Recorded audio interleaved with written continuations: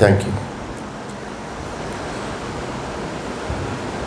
ప్రియమైన యేసుక్రీస్తు ప్రార్థనా సహవాసంలో ఉన్న సేవకుడు గారికి, అలాగే సేవకురానికి, సంఘానికి, నాకు ఎదురుగా ఉన్న పెద్దలు, అలాగే వరప్రసాద్ గారికి, మన ఇప్పుడు వరకు మనకు వాక్యాన్ని అందించిన సహోదరుడు జాన్ వెస్లీ గారికి, అందరికీ కూడా హృదయపూర్వక ధన్యవాదాలు తెలియజేస్తున్న ప్రియమైన వాళ్ళారా. వాస్తవంగా రాత్రి నాకు గొంతు పనిచేయలా, గొంతు నాకు రాత్రి ప్రార్థన చేశా, ప్రభువా మరి రేపటి దినము బైబిల్ కాలేజీకి, నాకు ఈరోజు బైబిల్ కాలేజీ ఉంది, రేపు కూడా ఉంది బైబిల్ కాలేజీ. ప్రభాకర్ రెడ్డి గారు నాకు పరిచయం లేదు, మా వరప్రసాద్ గారు నాకు చెప్పారు, అన్న మరి ఖాళీ ఉంటే ఒకరోజు అవకాశం వస్తే రాని గారు.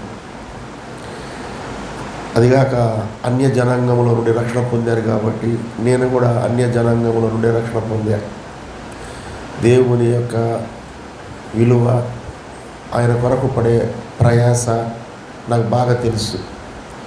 అందువల్ల నాకు అవకాశం ఉన్నంత కాలము నాలో దేవుడిచ్చిన శక్తిని బట్టి నేను ఎవరిని కాదనలేను, ఎక్కడికైనా వెళ్తా. బైబిల్ కాలేజీ నడిపించడమే కాదు, 2 రాష్ట్రాల్లో నేను, నాతో పాటు వరప్రసాద్ గారు కూడా చర్చి ప్లాంటేషన్ కొరకు, అంటే సంఘ స్థాపన కొరకు, అలాగే డిసైబుల్షిప్ కొరకు, అంటే శిష్యులను తయారు చేయటం కొరకు, లీడర్షిప్ కొరకు, అంటే వాళ్ళ నాయకులుగా మార్చడం కొరకు, టోటల్గా దేవుని రాజ్యం కట్టడానికి మేము ప్రతి దినము ప్రయాసపడతానే ఉంటాం. దేవుడు మాకు ఇచ్చిన సంఘాలలో పరిచర్య చేస్తూ బైబిల్ కాలేజీ నడిపిస్తూ. కాబట్టి నా ప్రియమైన వాళ్ళరా, మన ప్రభాకర్ గారు పౌలు గారితో నన్ను పోలుస్తున్నారు, కానీ మనం దేనికి పనికిరాని వాళ్ళము. ఆయనే ఒక మాట అన్నాడు, ఏమన్నాడు? పాపులలో నేను ప్రధానమైన పాపిని అన్నాడు ఆయన. మరి అలాంటప్పుడు అంత గొప్ప స్కాలరే ప్రధానమైన పాపి అన్నప్పుడు నాలాంటి వాడు ఇంకా ఎక్కడ ఉంటాడో కూడా చెప్పలేని పరిస్థితి నాకు. నా పేరు ఆమోసు, అంటే కన్వర్టెడ్ అయిన తర్వాత నా పేరు ఆమోసు. కాబట్టి నా ప్రియమైన వాళ్ళ వాక్యాన్ని మాత్రమే మీరు చదవండి, అందులో ఉన్న అర్థం అంతా మీకు తెలియపరుస్తా. ఆ వాక్యం యొక్క విధానంలో మనం ఉంటున్నామా లేదా అనే విషయాన్ని కూడా ఈ రాత్రికాల సమయంలో పరిశీలించుకుందాం, పరీక్షించుకుందాం. దేవుని యొక్క అత్యున్నతమైన కృప ఎలాగో మన మీద విస్తరించి ఉన్నదో చూద్దాం ప్రియమైన వాళ్ళారా. లూకాసు వార్త 13వ అధ్యాయము 6 నుంచి 9 వచనాలు ఎవరన్నా బిగ్గరగా చదవండి. మరియు ఆయన వారితో ఈ ఉపమానము చెప్పెను. ఒక మనుషుని ద్రాక్ష తోటలో అంజూరపు చెట్టు ఒకటి నాటబడి ఉండెను. అతడు దాని పండ్లను వెతక వచ్చినప్పుడు ఏమీయూ దొరకలేదు. కనుక అతడు, గమనించండి, నోట్ దిస్ పాయింట్, ఎవరు ఆలర్ అంటున్నాను ఈ పాయింట్ విషయంలో. ఎందుకనంటే ఇక్కడే ఒక పాయింట్, అద్భుతమైన పాయింట్ ఉన్నది. దయచేసి మేలుకోవాల్సిందిగా కోరుకుంటున్న సహోదరి సహోదరులను, ఎవరైనా నిద్రావస్థలో ఉన్నట్లయితే ఒకసారి పైకి లేచి బయటికి వెళ్ళి కళ్ళు కడుక్కొని రావడానికి మీరు ప్రయత్నం చేయాలని నేను కోరుకుంటున్నా. చదవండి, ఏమన్నాడో తెలుసా? ఆ ద్రాక్ష తోట యజమానుడు, ఇదిగో 3 ఏండ్ల నుండి, చదవమ్మా, నేను ఈ అంజూరపు చెట్టున పండ్లు వెతకవచ్చుచున్నాను కానీ ఏమీయూ దొరకలేదు, దీనిని నరికివేయుము. ప్రియమైన వాళ్ళారా, గమనించండి, తోట యజమానుడికి కోపం వచ్చేసింది. తోట యజమానుడికి పట్టరాని ఉగ్రత వచ్చేసింది. ఎందుకని? దానికి ఒక కారణం ఉన్నది. ఏందా కారణము అంటే, ఆయన మాట్లాడుతున్నాడు, 3 సంవత్సరముల నుండి నేను ఈ అంజూరపు చెట్టు దగ్గరికి వస్తున్నాను, ఒక్క కాయ కూడా కాయలేదు, కానీ దానికి ఏమున్నాయి? ఆకులు ఉన్నాయి. మీరు గమనించినట్లయితే మనము వచనము వెంబటి వచనాన్ని చూద్దాం. ఇక్కడ ఈ 4 వచనాల్లో, 6 నుంచి 9 వచనాల్లో, అంజూరపు చెట్టు వాస్తవంగా ద్రాక్ష తోటలో నాటబడి ఉన్నది. అంటే ద్రాక్ష తోట చాలా విస్తారముగా వేయబడి ఉన్నది. అక్కడ ద్రాక్ష చెట్లు ఎలాగ ఉంటాయి అంటే సన్నగా తీగలతో ఉంటాయి. ఎక్కువ స్థలాన్ని ఆక్రమించకుండా అవి తీగల్ని పైకి ప్రాకేటట్లుగా దానికి ఒక పందిరి వేసేటట్లుగా చేస్తారు ద్రాక్ష తోటని. కాబట్టి ఆ ద్రాక్ష తోట పెరిగి పెద్దదవుతున్నప్పుడు మధ్యలో గ్యాప్ ఉంటుంది. ఆ గ్యాప్లో ఏం చేశారు అంటే యజమానుడు ఒక్క అంజూరపు చెట్టు నాటాడు. నాటినప్పుడు ద్రాక్ష తోటకి ప్రతిరోజు ఏం చేస్తారు అంటే నీరు అందిస్తారు, ప్రతిరోజు దానికి ఎరువును వేస్తారు. అంటే ఆ భూమి చాలా ఫలభరితముగా మారుతుంది. ఎందుకని? ద్రాక్ష తోట పండాలి అంటే దానికి కావలసిన సూర్యరశ్మి, దానికి కావలసిన నీరు, దానికి కావలసిన ఎరువు సక్రమంగా వచ్చినట్లయితే ద్రాక్ష తోట విస్తారముగా పండుతుంది. అదే సమయంలో ఒకే ఒక చెట్టు, అంజూరపు చెట్టు అక్కడ ఉంది కాబట్టి ద్రాక్ష తోటలో ఉన్న ఎరువు కానీ, ద్రాక్ష చెట్టుకు అందిస్తున్న నీరు కానీ సమస్తము ఎవరి మీదకి వెళ్తాయండి? అంజూరపు చెట్టు మీదకి వెళ్ళిపోతాయి. కాబట్టి అంజూరపు చెట్టు ఎలాగ పెరగాలప్పుడు? చాలా అద్భుతంగా పెరగాలి, అద్భుతంగా పంటనివ్వాలి వాస్తవంగా, అంతే కదా. అయితే అంజూరపు చెట్టు యొక్క లక్షణాలు మనం కొన్ని చూస్తే తప్ప ఇక్కడ యజమానుడికి ఎందుకు కోపం వచ్చిందో మనకు అర్థం కాదు.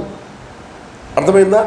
జనరల్గా చదివితే మనకేమీ తెలియదు, ఎప్పటి నుంచో చెబుతున్నారు, వింటూ ఉంటున్నాం తప్ప దానిలో ఉన్న అసలైన సత్యము మనకు అర్థం కాదు. ఇప్పుడు మనం చదువుతాం ఆ సత్యాన్ని. సహజంగా అంజూరపు చెట్టు ఇశ్రాయేలు దేశంలో ఎలాగ ఉంటుంది అంటే అది 15 అడుగుల ఎత్తు పెరుగుతుంది, ఎత్తు పెరగటం. అలాగే దాని కొమ్మలు 20 నుంచి 25 అడుగులు వెడల్పుగా ఇవి విస్తరిస్తాయి. అంటే అర్థమేంటో తెలుసా? అంజూరపు చెట్టు క్రింద ఒక మనిషి నివసించటానికి, ఒక 2 నివసించటానికి, లేక ఒక 3 నివసించటానికి, సేద తీర్చుకోవటానికి ఒక పందిరిలాగా ఉంటుంది అంజూరపు చెట్టు. మొదటిది అర్థమవుతుందా ప్రియమైన వాళ్ళని నా చెప్పే మాట? అందువలన యేసు ప్రభు వారు కూడా ఈ విషయాన్ని నొక్కి వక్కాణించాడు. మన దేశంలో అంజూరపు చెట్టును మనం చూసి చిన్నదే కదా, ఇది తక్కువదే కదా అని మనం అనుకుంటాం. మన భూమి యొక్క సారము వేరు, ఇజ్రాయేలు దేశంలో ఉన్న భూమి యొక్క సారము వేరు. అందువలన ఇజ్రాయేల్ దేశంలో ఉన్న అంజూరపు చెట్టు చాలా విస్తారముగా, విశాలముగా ఉంటుంది. అందువలన యేసుక్రీస్తు ప్రభువారు అందు నిమిత్తం ఒక మాట కూడా మాట్లాడాడు బైబిల్ గ్రంథములో. యోహాను సువార్త 1వ అధ్యాయము 46, 47, 48 చదవండి.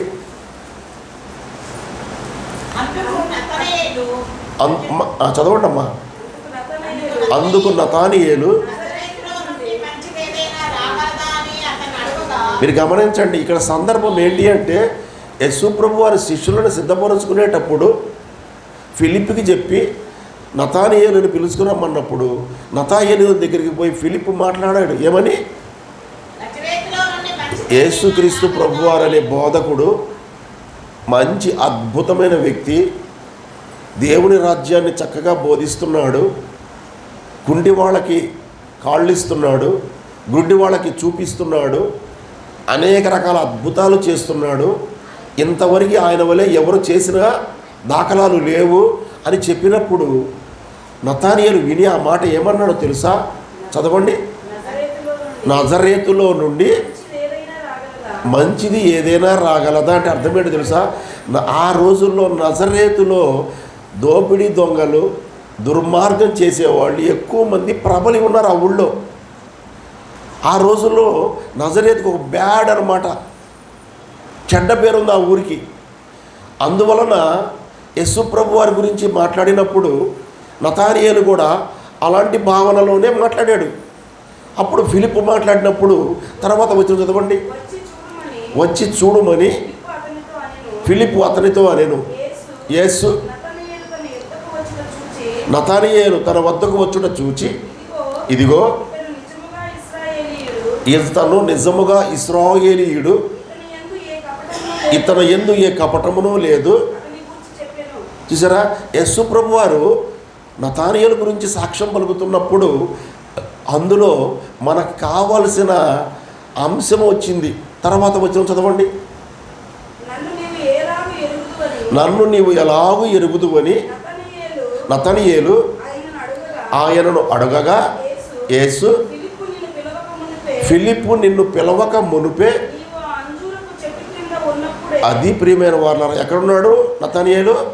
అంజూరపు యొక్క చెట్టు క్రింద ఉన్నాడు. ఎండాకాలం వచ్చినప్పుడు మనము కూడా ఏం చేస్తామో తెలుసా? పాత రోజుల్లో మన ఇంటి ముందు పందిరి వేసుకుంటాం తాటాకులతో. తాటాకులు పందిరి వేసుకున్నప్పుడు చల్లగా ఉండిద్దని భావిస్తాం మనం. పల్లెటూళ్ళలో ఇప్పుడు కూడా జరుగుతూ ఉంది అలాంటి సిచ్యువేషను. ఆ రోజుల్లో కూడా ఇశ్రాయేలు దేశంలో ప్రతి ఇంటి పెరటలో ఒక అంజూరపు చెట్టు నాటేవారు. ఆ అంజూరపు చెట్టు ఎండాకాలం వచ్చినప్పుడు ఏం చేసేవాళ్ళు తెలుసా? ఇంటిలో నుండి పోయి ఆ అంజూరపు చెట్టు సేద తీర్చుకునేవాళ్ళు అక్కడున్న ఇశ్రాయేలు ప్రజలందరూ కూడా. ప్రియమైన వారలారా, అందువలన ఈ అంజూరపు చెట్టు యొక్క విధానము మనం తెలుసుకున్నప్పుడు ఆ ద్రాక్ష తోట యజమాని ఎందుకు కోపించాడో మనకు అర్థమవుతుంది. ఏమని ఉంది? అంజూరపు చెట్టు చాలా విస్తారముగా పెరిగింది, కొమ్మలు విస్తారముగా ఉన్నాయి. ఆ కొమ్మలకి ఏమున్నాయి? ఆకులు విస్తారముగా ఉన్నాయి. మనకు ఒక విషయం తెలియాలి. ఏదైనా ఒక చెట్టుకు ఒక పండు రావాలంటే ఫస్ట్ ఏమొచ్చింది చెప్పండి. ఏదైనా ఒక చెట్టుకి పండు రావాలి అంటే ముందు దానికంటే ముందు ఏమొస్తుంది? పూత కంటే ముందు ఏమొస్తుంది? That is right. ఆకు రావాలి. కానీ అంజూరపు చెట్టు దానికి విరుద్ధమైన విధానము. అంజూరపు చెట్టు విధానం ఏంటో తెలుసా? ముందు కాయ వస్తుంది, తర్వాత ఆకు వస్తుంది. అది మనం తెలుసుకోవాలి. మీకు అర్థమైందా? అంజూరపు చెట్టుకి ఏమొస్తుంది? ముందు కాయ వస్తుంది, ఆ తర్వాత ఆకు వస్తుంది. ఇప్పుడు ఆ చెట్టుకి ఆకులు ఉన్నాయి అంటే చూసేవాళ్ళు ఏమనుకుంటారు? సహజంగా కాయలు ఉన్నాయి అనుకుంటారు. మీకు అర్థమైందండి ప్రియమైన వారలారా? రెండవది, అంజూరపు చెట్టు ఆయన ఎన్ని సంవత్సరాల నుంచి వస్తున్నాడు? ఇది ఇందాక మీకు చెప్పాను నేను, నోట్ దిస్ పాయింట్ ఎవరు అలరని చెప్పాను నేను. 3 సంవత్సరాలు కాదు. ఇప్పుడు చూద్దాం బైబిల్లో మనం. అందుకు కోపం వచ్చింది ఆయనకి. లేవీకాండము 19వ అధ్యాయము 23-24 చదవండి దయచేసి. లేవీకాండము 19వ అధ్యాయము 23-24 వచ్చిన చదవండి దయచేసి. అమ్మా, నీవు మీరు ఆ దేశమునకు వచ్చి ఆహారమునకై ఏనండి నానా విధములైన చెట్లను నాటినప్పుడు వాటి పండ్లను అపవిత్రముగా ఎంచవలెను. వాటి కాపు మీకు ఎక్కువగా ఉండునట్లు 3 సంవత్సరముల వరకు మీకు అపవిత్రముగా ఉండవలెను. గమనించండి ప్రియమైన వారలారా, అంజూరపు చెట్టు మొట్టమొదటిగా కాయ రావాలి అంటే అది నాటిన తర్వాత 3 సంవత్సరాల కాలము పడుతుంది. మొదటిది గుర్తుపెట్టుకోండి. అంజూరపు చెట్టు కాయ రావాలంటే ఎన్ని సంవత్సరాలు? 3 సంవత్సరాలు. లెక్కేసుకోండి, 3 అయిపోయింది. ఆకులు వచ్చినాయి అంటే ఏం రావాలి? కాయలు రావాలి కదా. వస్తే 3 సంవత్సరాల తర్వాత ఇప్పుడు మళ్ళీ 24వ వచనం చదవండి. 24వ వచనం. 4వ సంవత్సరమున వాటి ఫలములన్నీ, దట్ ఈజ్ రైట్. 4వ సంవత్సరం ఏం చేయాలంట యజమానుడు? వాటి ఫలములన్నీ ఎవరికి ఇవ్వాలి? యెహోవాకి ప్రతిష్ఠితములు. ఇప్పుడు ఎన్ని సంవత్సరాలు అయిపోయింది? 4 అయిపోయింది, అంతేనా? కాయ రావటానికి 3 సంవత్సరాలు. ఇప్పుడు ఎన్ని సంవత్సరాలు అయింది? సరే చెప్పాలి. కాయ రావటానికి 3 సంవత్సరాలు. 3 సంవత్సరాల తర్వాత కాయ 4 సంవత్సరాలు. 3 సంవత్సరాలు 4, 5, 6. ఈ 3 సంవత్సరాలు ఏం చేయమన్నాడు దేవుడు? వాటిని వదిలేయమన్నాడు, అపవిత్రముగా ఎంచమన్నాడు. ఎస్, చెప్పరేంటి? నేను చెప్పిన మాట వాక్యంలో ఉంటే చెప్పండి, నా మాట మీరు మాట్లాడొద్దు. అక్కడ వాక్యంలో ఏమైతే ఉన్నదో అదే మీరు చెప్పండి నాతో. 3 సంవత్సరాల దాకా పండు రాదు, మొదటిది. మనం కూడా అంతే కదా. ఇక్కడ చెట్టు నాటితే వెంటనే పండ్లు వస్తాయా? రావు కదమ్మా. అలాగే అంజూరపు చెట్టు నాటిన వెంటనే పండ్లు రావు. అర్థమైందా మీకు? మనము కూడా ఒక తోట వేసినప్పుడు, మేము మామిడి తోట ఉంది మాకు. మామిడి తోటలో మాకు ఏం వేస్తారో తెలుసా? ఒక నిమ్మ చెట్టు వేశారు మా మామిడి తోటలో. అంత మామిడి తోట, మామిడి చెట్లు, అందులో ఏముంది? ఒక నిమ్మ చెట్టు ఉంది మా మామిడి తోటలో. నేను పోయినప్పుడల్లా మామిడికాయలు కోసుకోవడానికి వెళ్ళినప్పుడల్లా నిమ్మకాయలు కూడా కోసుకుంటా. సహజం. మీకు అర్థమైందా? ఒక పంటలో రెండోది వేయటం కూడా సహజమే, కానీ అసహజమైతే కాదు అనే విషయం మనం గమనించాలి. కాబట్టి 3 సంవత్సరాలు పంట రాదు, తర్వాత 3 సంవత్సరాల పంట వదిలేయాలి. అప్పుడు ఎన్ని సంవత్సరాలు? 4వ సంవత్సరం. పంట వచ్చిన 4వ సంవత్సరం ఏం చేయాలన్నాడు? దేవునికి. అర్థమైందా మీకు? ఇప్పుడు ఎన్ని సంవత్సరాలు ఏం చెప్పండి? 7 ఇయర్స్. ఎన్ని సంవత్సరాలు? 7 ఇయర్స్. ప్రియమైన వారలారా, కోపం రాదా?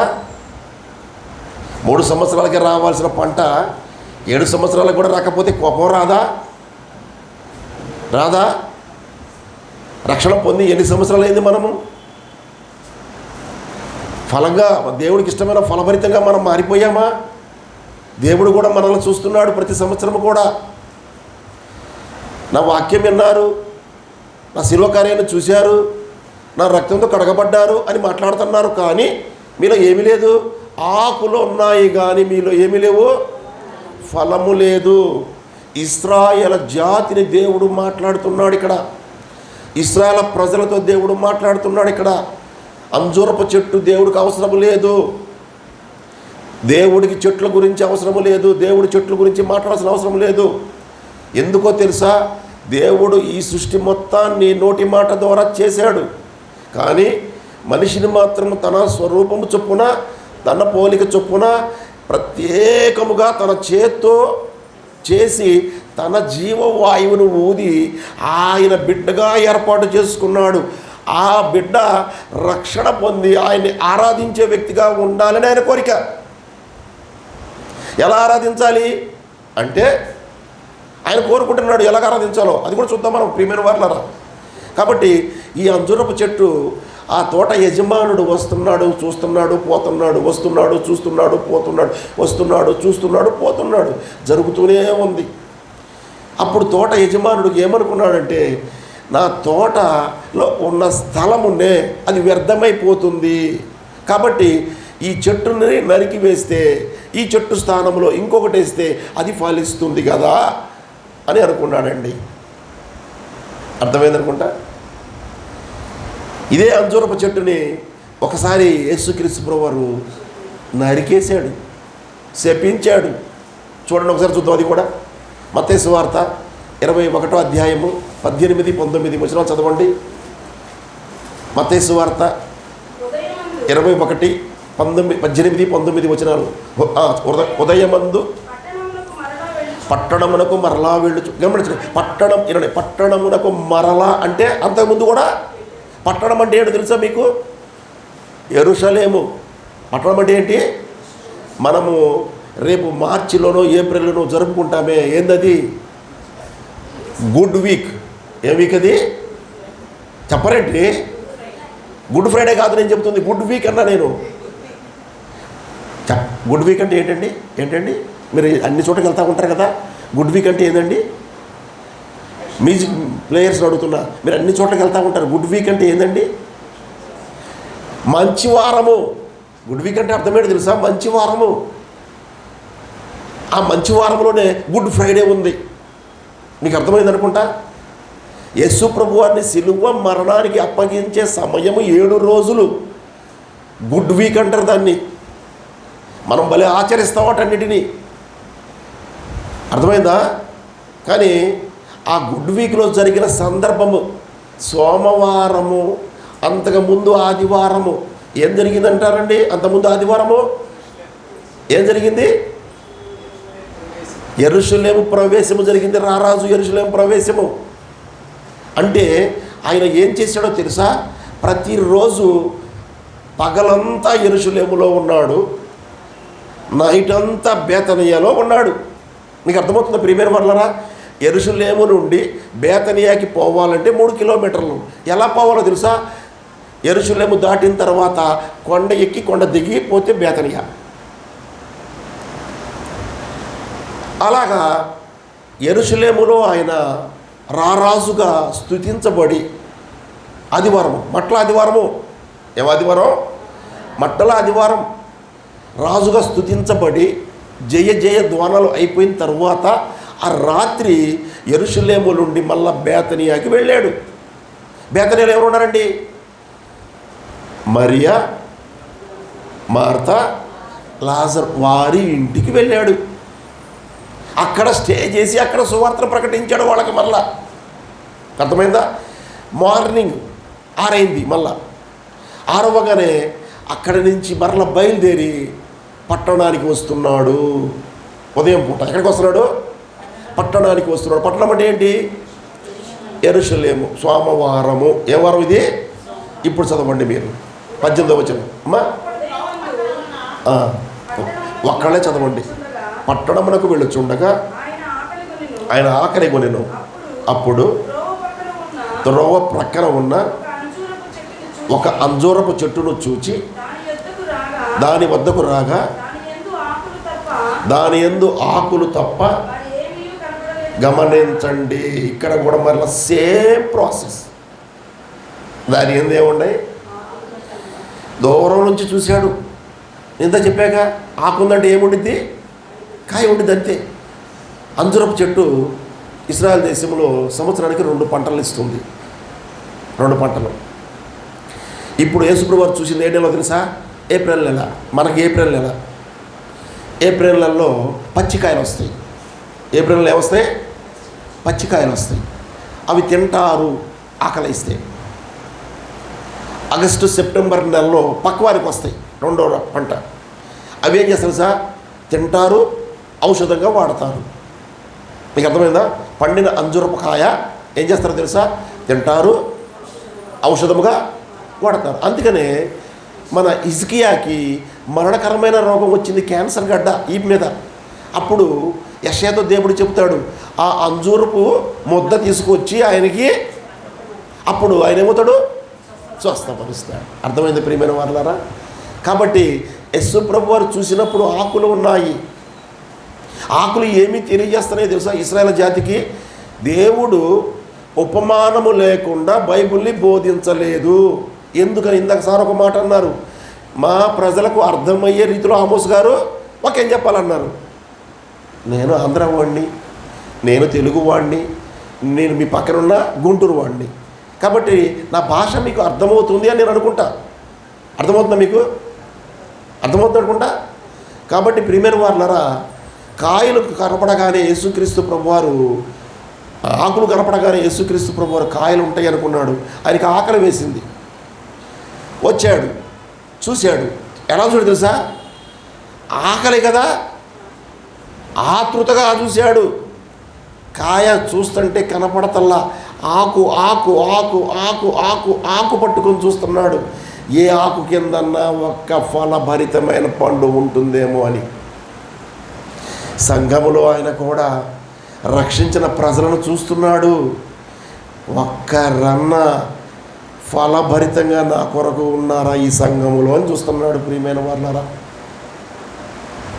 అందుకే దేవుడు అంటున్నాడు, కీర్తన గ్రంథము 14వ అధ్యాయము 2, 3 చదవండి ఒకసారి. కీర్తన గ్రంథము 14వ కీర్తన 2, 3 చదవండి ఒకసారి ప్రియమైన వాళ్ళారా. అమ్మా, వివేకము కలిగి దేవుణ్ణి వెతుకువారు కలరేమో అని యెహోవా ఆకాశము నుండి నరులను పరిశీలించెను. తర్వాత వచ్చింది చూసారా, వారందరూ దారి తొలగి బొత్తిగా చెడి ఉన్నారు, మేలు చేయువాడను ఎవ్వరూ లేరు, ఒక్కడు కూడా. మీరు గమనించారా ప్రియమైన వాళ్ళరా? ఆకు చూశాడు ఆయన, ఒక్క పొండన్నా కనిపిస్తుందేమో. ఎందుకనో తెలుసా?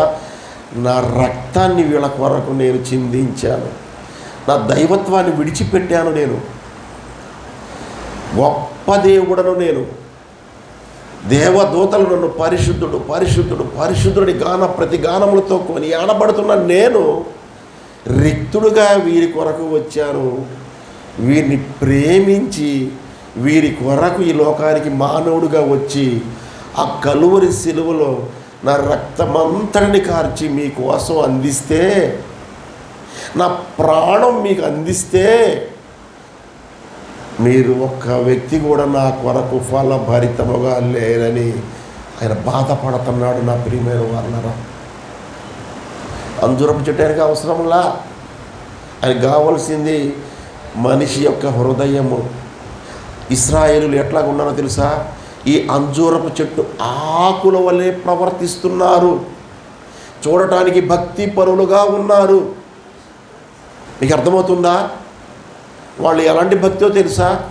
ఇశ్రాయేల్ ప్రజల్లో ఒక స్పెషాలిటీ ఉన్నది. ఏందా స్పెషాలిటీ తెలుసా? ప్రాముఖ్యత.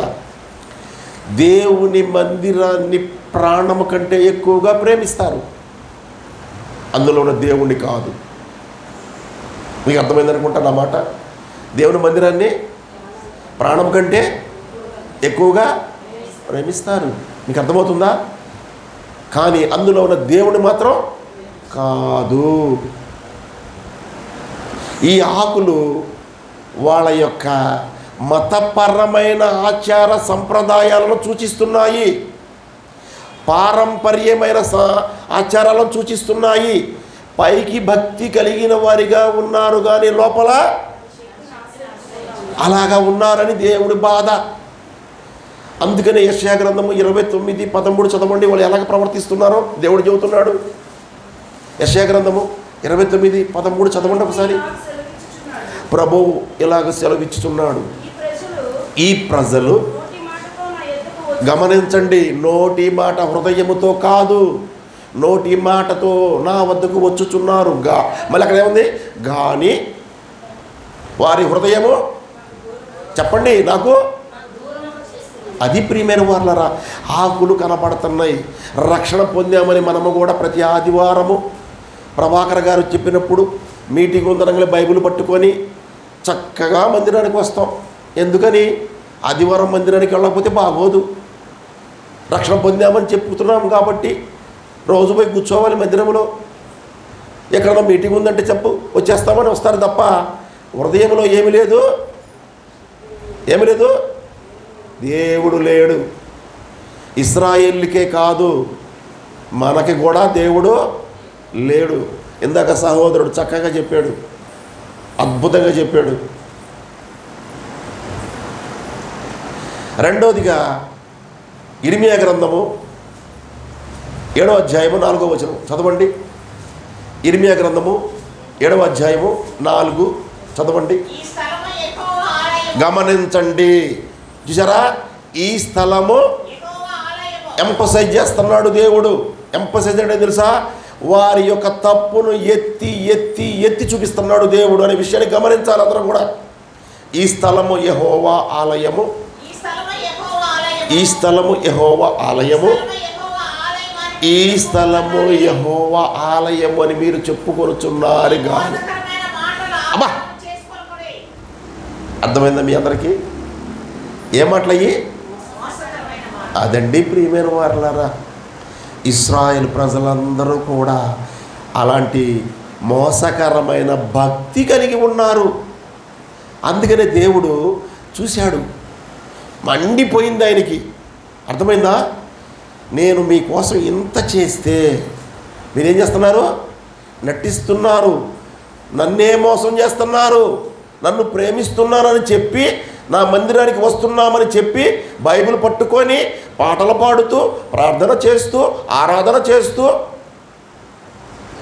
ఇతరులు చూసినప్పుడు మహాభక్తి పరులుగా ప్రవర్తిస్తున్నాము. కానీ దేవుడు చూసినప్పుడు మన భక్తి ఎందుకు బయట పడింది. ప్రియమైన వారులారా, మీకు అర్థమైంది అనుకుంటా ఈ విషయం. 21వ అధ్యాయం మత్తయి సువార్త 19వ వచనం చదవండి. ఇప్పుడు మత్తయి సువార్త 21:19.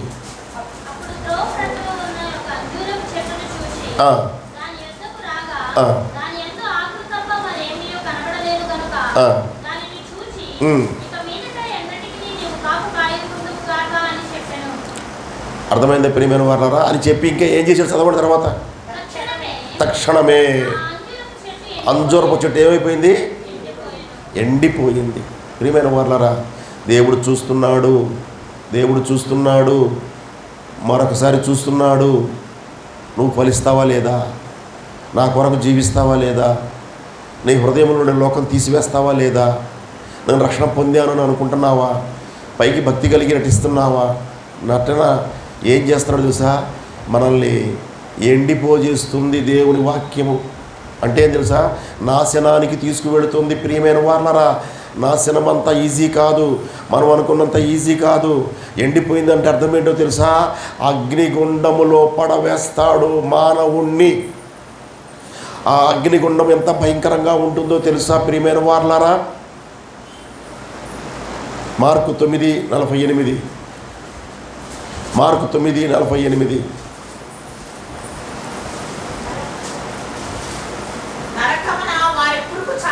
నరకమున వారి పురుగు చావదు.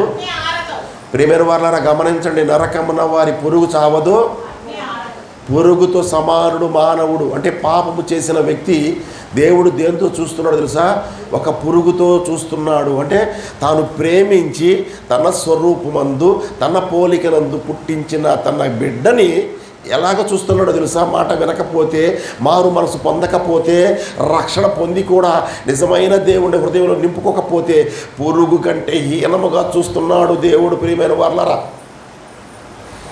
మనం అనుకోవచ్చు పురుగు అన్నారు కానీ మన అన్నాడా ఇది దేవుడు అని మీరు అనుకోవచ్చు. అద్భుతంగా చెప్పాడు ఆ మాట కూడా. యోబు గ్రంథము 25:11 చదవండి. యోబు గ్రంథము 25:6 వచనం చదవండి. యోబు గ్రంథము 25వ అధ్యాయం 6వ వచనం. అమ్మా, మరీ నిశ్చయముగా పురుగు వంటి అలంకారం అండి ఇది. వంటి అంటే అర్థం సా ఉపమాన అలంకారములో దేవుడు మనిషిని పోల్చాడు. ఉపమాన అలంకారంలో దేవుడు మనిషిని పోల్చాడు. అదే ఉపమానము అంటే అర్థం సా ఉపమానము లేకుండా ఆయన వాక్యాన్ని చెప్పలేదు కదా. మనం తెలుగు టీచర్ ఎంతమంది ఉన్నారో నాకు తెలియదు, కానీ చదువుకున్న వాళ్ళు ఎంతమంది ఉన్నారో నాకు తెలియదు, కానీ మనం స్కూల్లో చదువుకున్నప్పుడు వ్యాకరణం ఉంది మనకి. సందులు, సమాసాలు, సమాసాలు, అలంకారాలు ఉన్నాయి కదమ్మా వ్యాకరణము. అందులో ఈ వాక్యం ఉంది. ఇప్పుడు అలంకారాలలో ఉపమాన అలంకారాన్ని ఇక్కడ దేవుడు మాట్లాడాడు. ఏం తెలుసా ఉపమాన అలంకారం? పురుగు వంటి అంటే మనిషిని పురుగుతో పోల్చాడు. దాన్ని ఉపమాన అలంకారము అంటారు. బైబిల్ చదివేటప్పుడు ఛందస్సు, అలంకారము, పద్యము, గద్యము, అర్థమైందా? వ్యాకరణము, సందులు, సమాసాలు ఉన్నాయి. సమాసాలు, వెరీ గుడ్, సమాసాలు ఉన్నాయి. దాన్ని బట్టి బైబిల్ని మనం జాగ్రత్తగా అర్థం చేసుకుంటూ చదవాలి బైబిల్ని. అప్పుడు బైబిల్లో దేవుడి యొక్క అంతరంగము మనకు తెలిసిద్ది. ఆయన అంతరంగం తెలిస్తే మన అంతరంగం పగిలిపోయిద్ది. ఆయన అంతరంగం తెలియకపోతే మన అంతరంగం పగలడానికి అవకాశమే లేదు. ప్రియమైన వారులారా, కాబట్టి నరకమున వారి పురుగు చావదు, అగ్ని ఒక్క క్షణము మనకి ఏదన్నా నిప్పు తగిలితే తట్టుకోలేకపోతామే. మరి ఆయన నరికి వేస్తే, ఆయన అగ్నిగుండములో వేస్తే తట్టుకోగలమా? నా ప్రియమైన సహోదరి సహోదరులారా, ఆలోచించండి ఒకసారి. అంతేకాదు ఆ నరకములో ఎలాగుంటుందో తెలుసా? మత్తయి సువార్త 13వ అధ్యాయము 49-50 వచనం చదవండి.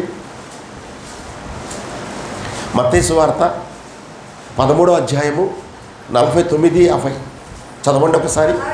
అలాగే యుగ సమాప్తి యందు జరుగును, దేవదూతలు వచ్చి, గమనించండి, నీతిమంతులలో నుండి దుష్టులను వేరుపరచి వీరిని అగ్నిగుండములో పడవేయుదురు, అక్కడ ఏడుపును. ఏంటంట ఏడుపును? మీరు అర్థం చేసుకోండి. మన ఇంట్లో ఒక మనిషి చనిపోతే, భార్య కానీ భర్త కానీ పిల్లలు కానీ చనిపోతే 1 గంట ఏడుస్తాము, 2 గంటలు ఏడుస్తాము, లేకపోతే ఒక రోజంతా కన్నీళ్ళు రాలిపోతానే ఉంటాయి. కొంతమంది అయితే అధికంగా 3 రోజులు ఏడుస్తారు. తర్వాత ఏడుపు ఉండిద్దా? ఏమండి చెప్పండి, కన్నీళ్ళు వస్తాయా? రావు కదా. కానీ అగ్నిగుండంలో కళ్ళమ్మడి నీళ్ళు వస్తానే ఉంటాయి, ఆగిపోవయి. తర్వాత పండ్లు కొరుకుతూనే ఉంటాం, ఆగిపోవు పండ్లు కొరకటం కూడా. మనం నిద్రపోయేటప్పుడు ఉన్న పండు కొరికితే ఏం చేస్తాం? మనం వెంటనే ఒక దెబ్బ కొడతాం. పండ్లు కొరకటం అనేది కీడు అంటాం మనం. అర్థమైందా ప్రియమైన వారలారా? అంతేకాదు ప్రియమైన వారలారా, నేను చదవద్దు కానీ అది ఒక మాట చెబుతా, ఎందుకంటే లేట్ అయిపోద్ది. 16వ అధ్యాయం లూకాసు వార్తలో కూడా ధనవంతుడు తీయొద్దు ధనవంతుడు లాజరు ఇద్దరు కూడా చనిపోతారు. ధనవంతుడు ఎక్కడికి వెళ్తాడు? పాతాళానికి వెళ్తాడు. లాజరు ఎక్కడికి వెళ్తాడు? వెళ్ళినప్పుడు కేకలు పెడతాడు. ఎవరు? ధనవంతుడు. ఏమంటాడో తెలుసా? ఈ అగ్ని జ్వాలలలో నేను వేతన పడుచున్నాను, తట్టుకోలేకపోతున్నాను, నా నాలిక కాలిపోతున్నది, నా ఒళ్ళు కాలిపోతున్నది, కళ్ళము నీళ్లు రాలిపోతున్నాయి. అర్థమవుతుందా మీకు? పళ్ళు కొరుకుతున్నాను, కేకలు పెడుతున్నాను, ఒక్కసారి నీటిని పంపించు అని అడుగుతాడు. వన్స్ ఈ లోకంలో ఉన్నప్పుడు మనము రక్షణ పొందిన మనము మారు మనసు పొందకపోతే, పశ్చాత్తాపం కలగకపోతే, మరణిస్తే ఆ ధనవంతుడు పడిన పాట్లు పడతాము. ఎప్పుడు దాకో తెలుసా? ప్రకటన గ్రంథము 20వ అధ్యాయము 10వ వచనం. ప్రకటన గ్రంథము, వారిని మోసపరచిన అపవాది అగ్ని గంధకములు గల గుండములో పడవేయబడును, అచ్చట క్రూర మృగమును అబద్ధ ప్రవక్తయు ఉన్నారు, వారు యుగ యుగములు రాత్రి పగలు బాధింప. అర్థమైందా? మీకు అర్థమవుతుందా? సాతానుడికి, అబద్ధ ప్రవక్తకి, మనకి కూడా అదే పరిస్థితి. 21:8 చదివినట్లయితే ఆ ప్రకటన గ్రంథం చదవద్దు. కాబట్టి మనం గమనించాల్సింది తెలుసా? ఈ భూలోకములో ఉండగానే మనం ఎలాగుండాలండి? ఆ భయంకరమైన అగ్నిగుండానికి ఆహుతి కాకుండా ఉండాలి అంటే ఇక్కడ ఉండగానే మన జీవితాన్ని ఏం చేయాలి? ఫలభరితముగా మన పై భక్తిని ఎలాగ చూసుకోవాలి తెలుసా? పగలగొట్టి అంతరంగములో నుండి మనకి ఏం రావాలి? అది కూడా చదువుతాం ప్రియమైన వారలారా, అది కూడా చదువుతాం. ఇది జరిగేది. ఆయన దీనికి పంపించమన్నాడు. ఎవరు? మనం చదివిన అంశం ఉందే లూకాసు వార్త 13వ అధ్యాయము 6, 7 వచనాల్లో మనం చదివాము, చూసారా? ఇక్కడికి పంపించమన్నాడు. అర్థమైందా మీకు? ఇక్కడికి పంపించమంటే ఆ తోట యజమానుడు ఇప్పుడు తోటమాలి మాట్లాడుతున్నాడు. అర్థమైందా? ఆ భయంకరమైన అగ్నిగుండములోనికి ఈ పిల్లలు పోవడం నాకు ఇష్టం లేదు అని బ్రతిమలాడుతున్నాడండి. అద్భుతం అండి ఇది. ఈ వాక్యం చదువుతుంటే మన జీవితం ఏమవ్వాలి తెలుసా? తర్వాత వాక్యంలో అనేది కూడా 8 చదవండి. ఇప్పుడు 8 తోటమాలి ఏమంటున్నాడు? అయితే వాడు, అయ్యా నేను దాని చుట్టూ త్రవ్వి ఎరువు వేయు మట్టుకు ఈ సంవత్సరము కూడా ఉండనిమ్ము. అర్థమవుతుందా? ఏమన్నాడు?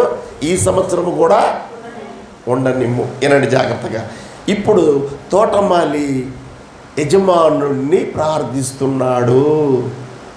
అర్థమైందా మీకు? యజమానుడిని ప్రార్థిస్తున్నాడు. చదవండి. రోమిలికి రాసిన పత్రిక 8వ అధ్యాయము 33, 34. రోమిలికి రాసిన పత్రిక 8వ అధ్యాయము 33, 34 చదవండి. దేవుని చేత ఏర్పరచబడిన వారు, చదవండి, చదవండి అమ్మా. శిక్ష విధించువాడు ఎవడు? చూడండి, శిక్ష విధించవలసిన క్రీస్తే ఏం చేస్తున్నాడో తెలుసా? 24 చదవండి. అదే దాంట్లోనే 34 ఒకసారి 34. శిక్ష విధించువాడెవడు? చనిపోయిన క్రీస్తు యేసే.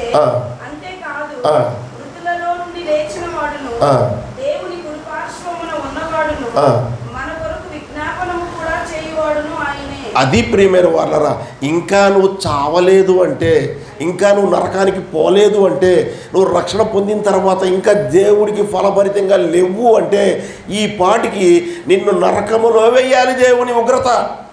కానీ నీ కొరకు రక్తాన్ని చిందించిన దేవుడు, నీ కొరకు తన ప్రాణాన్ని పెట్టిన దేవుడు ఏమంటున్నాడో తెలుసా? శిక్షించవలసిన స్థానములో ఉండి కూడా విజ్ఞాపన చేస్తున్నాడు. మరి ఒక సంవత్సరము అవకాశం ఇస్తే నేనేం చేస్తానో తెలుసా? ఎరువు వేయు మట్టుకు నేను అంటే వేళల్లోకి పంపిస్తా ఎరువు. ఏందా ఎరువు? హెబ్రీ పత్రిక 4:12. హెబ్రీ పత్రిక 4:12. హెబ్రీ 4:12. ఎందుకనగా దేవుని వాక్యము సజీవము కలదై బలము గలదై 2 అంచులు గల ఎటువంటి ఖడ్గము కంటెను వాడిగా ఉండి ప్రాణాత్మలను కీళ్లను మూలుగును. అర్థమైందా ప్రియమైన వాళ్ళరా? విభజించునంత మట్టుకు దూరుచు హృదయం యొక్క తలంపులను ఆలోచనలను. అది ప్రియమైన వాళ్ళరా, మరొకసారి దేవుడు వాక్యం సంఘములో వినిపించడానికి అవకాశం కల్పించాడు. అర్థమైందా? ఎలాగో తెలుసా? నీ యొక్క హృదయమును, నీ మనస్సును, నీ కాళ్ళ లోపల ఉన్న ఎముకల లోపల ఉన్న మూలుగుతో సహా పవిత్రపరచాలని, పరిశుద్ధపరచాలని దేవుడు కోరుకుంటున్నాడు. ఇంకా అందుకనే హెబ్రీ 7:24-25 మాట్లాడుతున్నాడు యేసు ప్రభు వారు. హెబ్రీ పత్రిక 7:24-25 మాట్లాడుతున్నాడు. ఈయన నిరంతరము ఉన్నవాడు గనుక ఏనండి, మార్పులేని యాజకత్వము కలిగిన వాడై ఈయన ద్వారా తన ద్వారా దేవుని వద్దకు వచ్చువారి పక్షమున విజ్ఞాపనము చేయుటకు నిరంతరము జీవించుచున్నాడు. కనుక వారిని సంపూర్ణముగా రక్షించుటకు. అంటే సంపూర్ణం లేదు మన దగ్గర. సంఘములో ఏమీ లేదు తెలుసా? రక్షణ పొందాము అనుకుంటున్నాము, కానీ ఆ రక్షణ ఎలా లేదు మన దగ్గర? పూర్తిగా లేదు. అంటే కొంచెమే ఉన్నది. అందుకని యజమానుడితో మాట్లాడుతున్నాడు తోటమాలి, అయ్యా సంపూర్ణంగా చేస్తానయ్యా వీళ్ళని, నేను నా వాక్యము వారి మూలుగలను కూడా బాగు చేసే విధంగా ఈ సంవత్సరం ఎరువు వేస్తానయ్యా, నేను ఇంకొక అవకాశం ఇయ్యయ్యా. ఎందుకంటే నేను వీరి కొరకు నా ప్రాణాన్ని ఇచ్చానయ్యా, నా రక్తాన్ని ఇచ్చానయ్యా, నా సర్వస్వాన్ని ఇచ్చానయ్యా. వీరు చనిపోవటం నాకు ఇష్టము లేదయ్యా. వీరు నిత్య అగ్నిగుండానికి ఆహుతి అవ్వటం నాకు ఇష్టము లేదయ్యా. అందుకని వీరి తరపున నేను నిన్ను ప్రాధేయపడుతున్నానయ్యా అని యజమానుడితో తోటమాలి విజ్ఞాపన చేస్తున్నాడు. నా ప్రియమైన వారలారా, ఇశ్రాయేల్ ప్రజలకు కూడా అదే మాట్లాడుతున్నాడు. సంఘములో ఉన్న మనకి కూడా అదే మాట్లాడుతున్నాడు. ఎన్నాళ్ళు మీరు మందిరానికి వస్తున్నారు, పోతున్నారు? ఎన్నాళ్ళు బైబిల్ పట్టుకొని మహాభక్తి పరులాగా వచ్చి కూర్చుంటున్నారు? ఎన్నాళ్ళు మీరు నాకు ఇష్టమైన వ్యక్తులుగా ఉండకుండా ఉంటున్నారు? అందువలన నేను చాలా బాధపడుతున్నాను. మీ కొరకు విజ్ఞాపన చేస్తున్నాను తండ్రి దగ్గర. అయ్యా, వీరి మీద కోపాన్ని తీసివేసుకో అయ్యా, మరొక సంవత్సరం అవకాశం ఇయ్యయ్యా అని ప్రార్థన చేస్తున్నాడు. అర్థమైంది నా ప్రియమైన వారలారా? బైబిల్ గ్రంథం అంత ఆషామాషి కాదండి. బైబిల్ అర్థం చేసుకోవటం అనేది మన జ్ఞానానికి మించింది. మనం అర్థం చేసుకోలేము. కానీ అర్థం చేసుకుంటే మాత్రం గుండె ఆనందం అండి, సంతోషం అండి, గెంతులేసిద్దండి. లేడి దూడ గెంతులు వేసినట్లుగా వేసిద్ది వాక్యం అర్థమైతే. లేకపోతే అర్థం కాకపోతే నిద్ర వచ్చేసిద్ది. అర్థం కాకపోతే ఏమొచ్చింది? నిద్ర వచ్చేసిద్ది. అర్థమైందా? రెండే జరుగుతాయి. అర్థమైతే హృదయము గంతులేసిద్ది, అర్థం కాకపోతే నిద్ర వచ్చేసిద్ది. అంతే, ఇంక రెండో ఆన్సర్ లేదు దీనికి. కాబట్టి ప్రియమైన వాళ్ళరా, 2000 సంవత్సరము మనకు సమయం ఇచ్చాడు. అప్పుడు కూడా వాక్యం విన్నాం మనం. 2021 సమయం ఇచ్చాడు, అప్పుడు వాక్యం విన్నాము.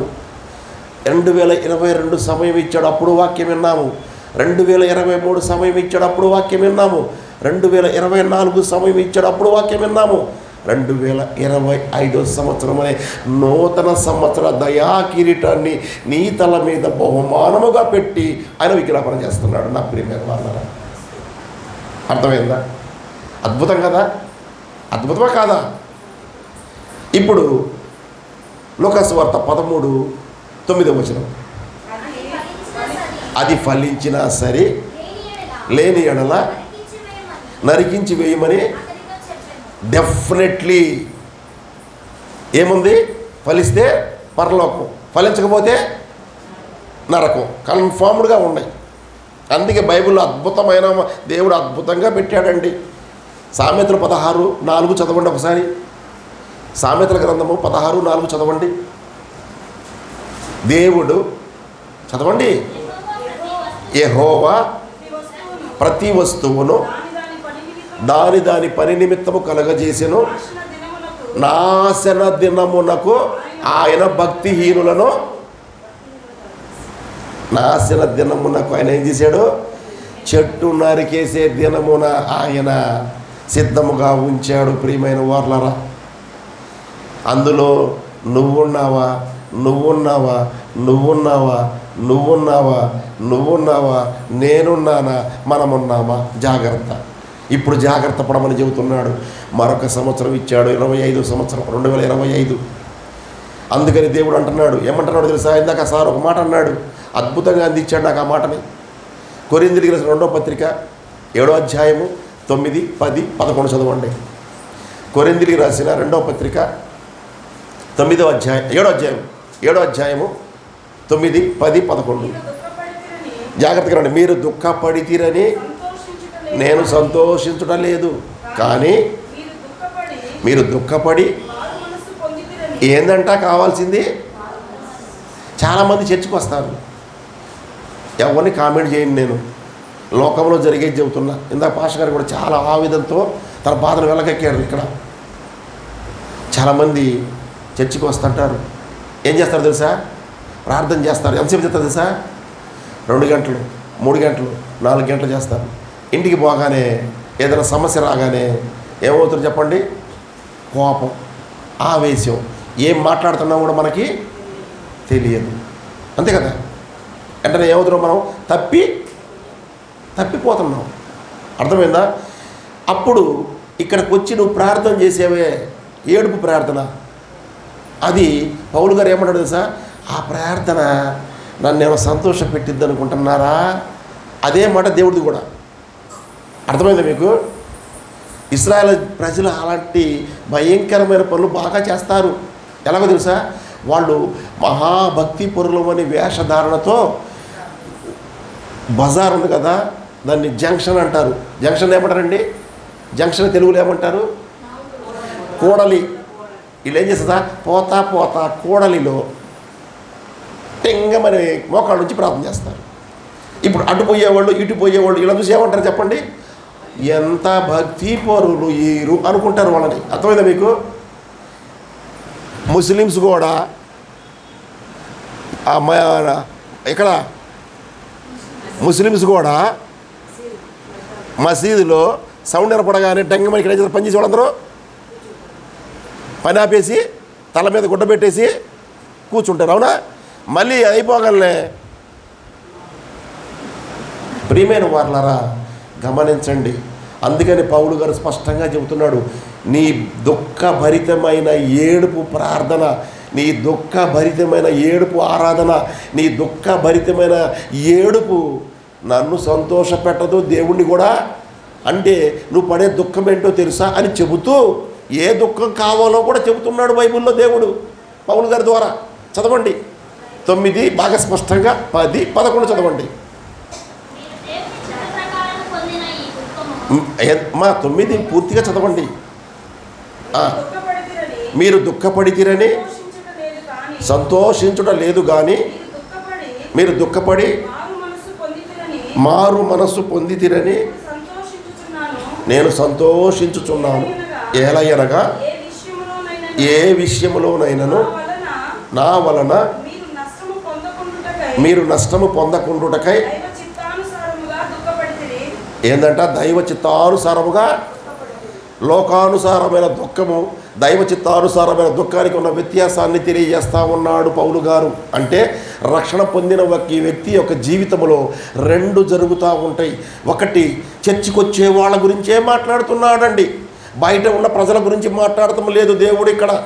చర్చికి వచ్చేవాడు మనమే కాదండి, ప్రపంచంలో ఉన్న ప్రతి చర్చికి వచ్చే వారందరి గురించి దేవుడు పౌలు గారి ద్వారా మాట్లాడిస్తున్నారు.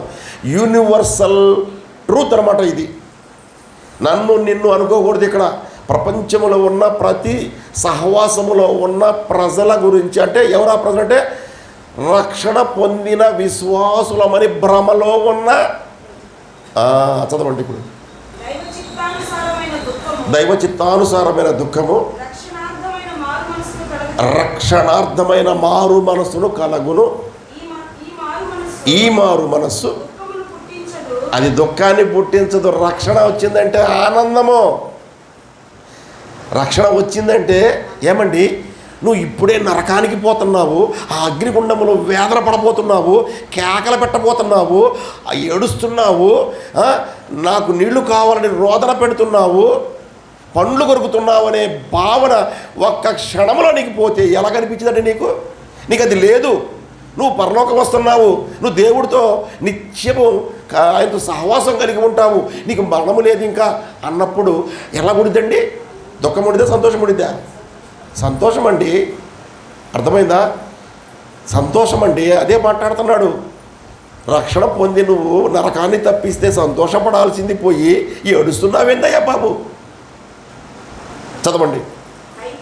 అయితే లోక సంబంధమైన దుఃఖము, అదిగో లోక సంబంధమైన దుఃఖం ఏం కలగజేస్తుందంట అంటే, ఇప్పుడు అర్థం చేసుకోండి ప్రియమైన వారలారా, మన దుఃఖము అంటే అర్థమైంది సార్, మన ప్రార్థన, మన బైబిల్ పట్టుకొని తిరగటము, మన ఆరాధన ఎలాంటిదంట? లోకానుసారమైన, చెప్పరే, లోకానుసారమైన దుఃఖము. అర్థమైందా? ఇప్పుడు దేవుడు హెచ్చరిస్తున్నాడు, ఇప్పుడు దేవుడు మాట్లాడుతున్నాడు మనతో. అలాంటి లోకానుసారమైన దుఃఖాన్ని విడిచిపెట్టండి, దైవ చిత్తానుసారమైన దుఃఖాన్ని కలిగి ఉండండి. దైవ చిత్తానుసారమైన దుఃఖం ఏం చేస్తుంది సార్? మారు మనస్సు కలగజేస్తుంది. మారు మనస్సు అంటే ఏం తెలుసా? దేవునికి ఇష్టడుగా మారుస్తుంది. దేవుడికి ఫలభరితమైన వ్యక్తిగా మారిపోతావు, దేవుడికి ఇష్టమైన ఆరాధికుడిగా మారిపోతావు. దావీదు వలె, మోషే వలె. అర్థమైంది ప్రియమైన వారలారా? చదవండి 10, 11 కూడా కంప్లీట్ చేయండి, అయిపోతాయి.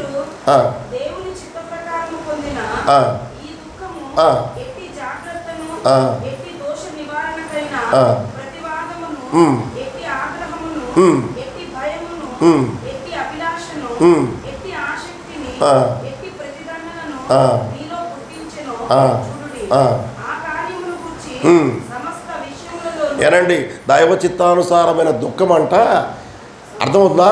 ఏం చేస్తుందంట మనిషిని? సమస్త విషయములలో అంటే అర్థమవుతుందా? సమస్త విషయం అంటే అర్థమైంది తెలుసా? లోకానుసారమైన సమస్త విషయములన్నిటిలో, శరీరాశలో నుండి, నేత్రాశలో నుండి, జీవపు డంబములో నుండి అని అర్థం. అర్థమైంది ప్రియమైన వారలారా? చదవండి. మీరు నిర్దోషులై ఉన్నారని రుజువు, నిర్దోషులై ఉన్నారని రుజువు, అందుకని నేను సంతోషపడుతున్నాను అని పౌలు అంటున్నాడు. దేవుడు కూడా సంతోషపడుతున్నాడు. కాబట్టి ప్రియమైన వారలారా గమనించండి, రక్షణ పొందాము అని మనం అనుకుంటున్నాము, కానీ నో, రక్షణ పొందలా. నిజమైన రక్షణ పొందలా. నిజమైన రక్షణ పొందితే ఇది జరిగిద్ది. ఏది? దేవుని ఉగ్రత నుండి మనం ఏమవుతామో తప్పించబడతాము. ఎందుకని? నిర్దోషి ఎప్పుడైతే మనం నిర్దోషిగా ఎంచబడతామో అప్పుడు మన మీద దేవుని యొక్క ఉగ్రత తొలగిపోతుంది. ఎప్పుడైతే దేవుని ఉగ్రత తొలగిపోతుందో అప్పుడు ఆయనతో సహవాసం కలిగి ఉండటానికి పరలోకం రాజ్యంలో మనకు ప్రవేశమో కలుగుతుంది. అలా చెయ్యకపోతే ఫైనల్గా ఏమన్నాడు ఆయన? తోటమాలి ఏమన్నాడు? వచ్చే సంవత్సరం కూడా, ఈ సంవత్సరం ఫలించకపోతే వచ్చే సంవత్సరం దీన్ని. అందుకనే ఈ మాటను అద్భుతంగా బాప్తిస్మం ఇచ్చి యోహాను భలే మాట్లాడాడు. మత్తయి సువార్త 3వ అధ్యాయము 10-11 చదవండి, ముగించేసుకుందాం. మత్తయి సువార్త 3వ అధ్యాయము 10-11. ఇప్పుడే గొడ్డలి చెట్టు వేరున ఉంచబడి ఉన్నది కనుక మంచి ఫలము ఫలింపని ప్రతి చెట్టును నరకబడి అగ్నిలో వేయబడును. అర్థమైందా? గమనించండి నా ప్రియమైన సహోదరి సహోదరుడా, మీ సేవకుడు ఈ వయసులో ఎంత ప్రయాసపడుతున్నాడో చూడండి. ఆయనకి అవసరము లేదు, కానీ దేవుని ప్రేమ ఆయన ఏం చేస్తుంది? తొందర పెడుతుంది. అర్థమైందా? ఎందుకని? నా ప్రియమైన సహోదరి సహోదరులు ఆ నిత్య నరకానికి పోకూడదు అనేది ఆయన అభిలాష. యేసు ప్రభు వారి యొక్క అభిలాష కూడా అదే. అందుకనే ఆ దేవదేవుణ్ణి విజ్ఞాపన చేస్తున్నాడు, మరొక సంవత్సరం అవకాశం ఇవ్వయ్యా. నువ్వు అవకాశం ఇస్తే నేనేం చేస్తాను సార్? వేరు లోపలికి వాక్యాన్ని పంపి మూలుగులు, మనిషి కనపడని మూలుగులు, కనపడని హృదయం, కనపడే మనసును కూడా ఏం చేస్తాను? నేను బాగు చేస్తాను. అలా చెయ్యలేకపోతే నరికే. ఏం చేయాలి? నరికేసి. అందుకనే ఇక్కడ యోహాను ఏమన్నాడో తెలుసా? తర్వాత 11 చదవండి. 11 అది ఏం కావాలంట? మారు. అదే మీరు గమనించాలి. ఇక్కడ తోటమాలి కూడా ఏం కోరుకుంటాడో తెలుసా? నీ కొరకు నేను విజ్ఞాపన చేస్తున్నాను, కనీసం ఈ సంవత్సరం అన్నా నువ్వు మారు మనసు, రిపెంటెన్స్, పశ్చాత్తాపం. యోనా తీయవద్దు. యోనా కూడా ప్రకటించినప్పుడు ఒకరోజు అక్కడ ఎంతమంది రక్షణ పొందారండి? నినివే పట్టణంలో ఎంతమంది? 1,20,000 మంది. ఒక్కరోజు ప్రకటించాడు అంతే సువార్త. వాళ్ళందరూ కూడా ఫలించారు, పశ్చాత్తాపడ్డారు, అన్నీ మానేశారు, వాళ్ళ దుర్మార్గత అన్నీ తీసివేశారు, దేవుడు ఉగ్రతను తొలగించుకున్నారు, రక్షణ పొంది ప్రాణాలను కాపాడుకున్నారు. ప్రియమైన వాళ్ళారా, అలాంటి నినివే పట్టణస్తులు భయంకరమైన క్రూరులే. దేవుడు అంటే భయపడి పశ్చాత్తాపం కలిగి ఆయన వాక్యానికి తల్లక్రిందులైపోయి వాళ్ళ పాపపు జీవితాన్ని వదిలేస్తే మనము ఆయన రక్తాన్ని పొంది కూడా ఆయన మన కొరకు తన యొక్క జీవాన్ని మనకి అనుగ్రహించినా కూడా మన కొరకు భయంకరమైన శ్రమలు పొందినప్పటికీ కూడా చూస్తూ మనం ఆయన బాహాటముగా సిలువ వేసేవారిగా ఉన్నాం ఇప్పటికీ కూడా. అందువలన యోహాను మాట్లాడుతూ ఉన్నాడు, ఇప్పుడన్నా మీరు మారు మనసు పొందండి, లేకపోతే గొడ్డలి చెట్టు వేరున ఉంచబడింది, నరికి వేసి అగ్నిగుండములో పడవేస్తారు, జాగ్రత్త అని హెచ్చరిస్తున్నాడు. 2025 సంవత్సరములో నా ప్రేమ కలిగిన యేసుక్రీస్తు ప్రార్థన సహవాసం మిత్రులారా, నా సహోదరి సహోదరులారా, నేను కూడా ప్రేమగా మీతో మాట్లాడుతున్నా. దేవుడు మీకు ఒక అవకాశం ఇచ్చాడు, దేవుడు మనకు ఒక అవకాశం ఇచ్చాడు, ఇంకొక సంవత్సరం ఇచ్చాడు.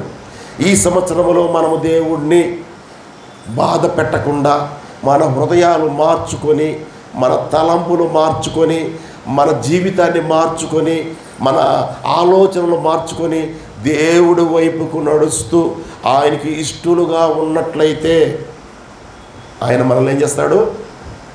పరలోకాన్ని బహుమానముగా ఇస్తాడు. నిత్య సంతోషాన్ని ఇస్తాడు. ఆనందమే ఆనందము యుగ యుగాలు మనకిస్తాడు ప్రియమైన వాళ్ళరా. అలాంటి యుగ యుగాలు ఆనందము కలిగిన జీవితాన్ని, అలాంటి యుగ యుగాలు సమాధానము కలిగిన జీవితాన్ని, అలాంటి యుగ యుగాలు దేవుడి సహవాసముతో జీవించే గొప్పతనాన్ని ఈ సంఘము వారందరూ పొందుకోవాలని నేను కోరుకుంటూ, నాకు ఈ అవకాశం ఇచ్చిన సహోదరుడు ప్రభాకర్ రెడ్డి గారికి, నా ప్రియమిత్రుడు వరప్రసాద్ గారికి, అలాగే మీ అందరికీ, అలాగే మన మ్యూజిక్ వీరులకి, ఇక్కడ ఉన్న వారందరికీ పెద్దలకి ధన్యవాదాలు తెలియజేసుకుంటూ, మీరందరూ కూడా ఫలభరితంగా మారి దేవుడికి ఇష్టలుగా ఉంటారని కోరుకుంటూ ఈ వాక్యాన్ని ఇంతటితో ముగిస్తున్నా. Thank you very much.